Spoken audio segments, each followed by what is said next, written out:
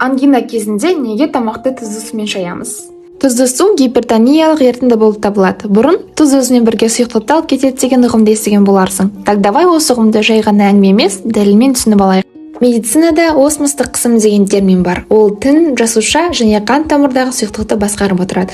Егер жасушада тұздар көп болса, концентрация жоғарылайды, тін мен тамырдағы сұйықтық жасушаға өтіп, жасуша ісінеді.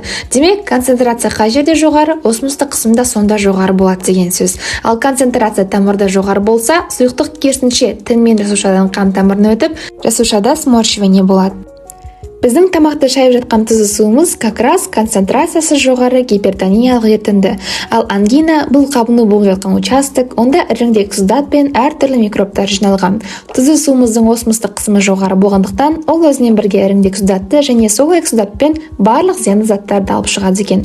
Жергілікті тіндегі артық сұйықтықтың бәрін тұзды су өзінен бірге алып шыққандықтан, аз уақытта тін қайта өз қалпына келеді екен. Бұл дәрігердің күнделігі рубрикасы болатын, ал дәл талай пайдалы білімді бірге аламыз. Алғашқы шығарылымдаса парақшаға тіркеліп, видеоны достармен бөлісуді ұмытпа.